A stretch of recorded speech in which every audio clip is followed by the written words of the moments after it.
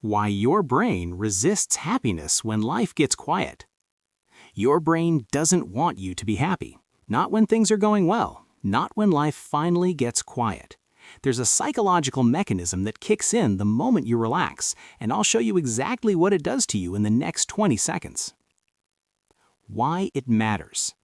This is why you self-sabotage right when things start working, why peace feels uncomfortable, and why your mind creates problems when there aren't any. Threat scanning. Your brain evolved to survive, not to feel good. So when life gets calm, it doesn't celebrate, it searches for danger.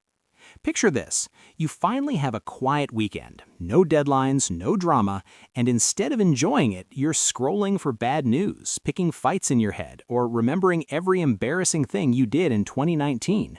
That's your amygdala doing threat assessment in peacetime. The consequence? You associate calm with dread. You teach yourself that quiet equals danger. How to fix it? Name it out loud. My brain is threat scanning. There is no actual problem right now. But here's where it gets worse. Hedonic adaptation. Your brain gets bored of good things fast. Psychologists call it hedonic adaptation. You normalize whatever you have within weeks. You get the promotion, the relationship, the apartment. 2 months later, you feel exactly the same.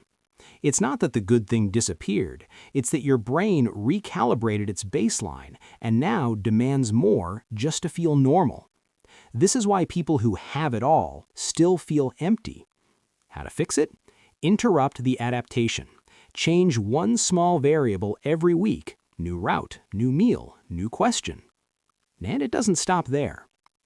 Emotional homeostasis. Your nervous system has a happiness thermostat. When you exceed it, your brain panics and pulls you back down. Imagine you have a great day, good news at work, fun plans, someone compliments you, and that night you pick a fight with your partner or spiral over something tiny. That's not coincidence, that's homeostasis. Your body thinks joy is dangerous because you're not used to it, so it manufactures stress to bring you back to baseline. How to fix it? Increase your tolerance slowly. Let yourself feel good for 10 seconds longer each day without self-correcting. But the pattern deepens. Meaning withdrawal. You're addicted to struggle. Not because you're broken, because struggle gives your brain structure. When the crisis ends, you lose your sense of purpose. Studies show people in high-stress jobs often feel more anxious on vacation than during the work week. Think about it. You spend months putting out fires. Then everything's fine. And suddenly you don't know who you are. Your identity was built around solving problems. Quiet feels like irrelevance. How to fix it? Build meaning that isn't tied to crisis. Create something. Learn something. Help someone without needing them to be desperate first. And here's the part no one talks about. Anticipatory anxiety. You don't trust good things because you're waiting for them to end. This isn't pessimism, it's pattern recognition. You've been hurt before, disappointed before, abandoned before. So now when life is good, you brace for impact. Someone who grew up in chaos will feel more stressed during peace than during conflict, because at least conflict is predictable. Your brain would rather have guaranteed pain than uncertain joy. How to fix it? Separate past pattern from present reality. Ask yourself, is this fear about now or about what happened before? But there's a deeper layer. Guilt loops.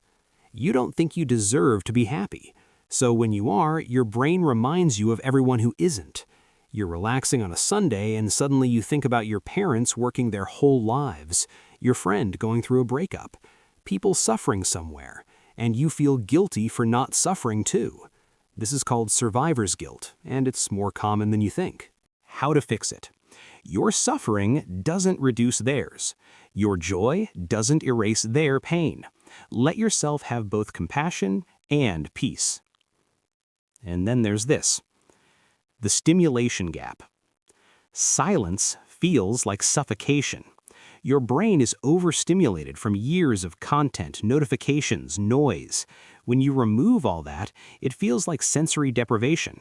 You sit down to relax, and within 30 seconds you're reaching for your phone, not because you want something, because the absence of input feels wrong. Neuroscientists call this stimulation dependency. Your dopamine system is recalibrated to chaos. How to fix it? Retrain your tolerance for boredom. Sit in silence for 2 minutes. No phone, no podcast, just you. But the real trap is this: identity through pain. You've made suffering part of your personality. I'm the person who handles everything. I'm the one who's always busy. I thrive under pressure. Those aren't just statements, they're identities. So when life gets easy, you feel like you're losing yourself. People will literally create drama, take on extra work, or pick toxic relationships just to feel like them again. How to fix it? Redefine yourself by what you create, not what you endure. And here's where it all connects. Control illusion. You think worrying keeps bad things away. If you stay vigilant, if you imagine every worst-case scenario, maybe you can prevent them. This is magical thinking disguised as preparedness. Your brain believes that if you let your guard down, something terrible will happen, so it never lets you relax. You're not protecting yourself, you're punishing yourself preemptively. How to fix it? Test it. Let yourself be happy for 1 hour without checking, planning, or worrying. See what actually happens. But there's one final piece. Narrative addiction. Your brain craves a story, and happiness doesn't have one. Struggle has a plot. Villain, conflict, resolution. Peace is just peace. That's why you'll watch a sad movie and feel something, but a happy scene makes you uncomfortable. Your nervous system is wired for drama, because drama meant survival. Calm meant you were missing something. How to fix it? Create a new narrative. I'm learning to hold joy. I'm practicing peace. I'm building a life that doesn't need a crisis to feel real. Summary. Your brain resists happiness because it was never designed for it. It was designed for survival, and survival meant vigilance, pattern recognition, and emotional armor. But here's the truth. You don't have to fight your brain, you just have to retrain it. One moment of peace at a time. One decision to stop creating problems when there aren't any. One choice to let yourself feel good without waiting for the other shoe to drop. If you've been sabotaging your own peace and didn't even know it, you're not alone. But now you do know. So the question is, what are you going to do about it? Subscribe if you want more psychology that actually makes sense. And stop running from the quiet. It's not the enemy. You are.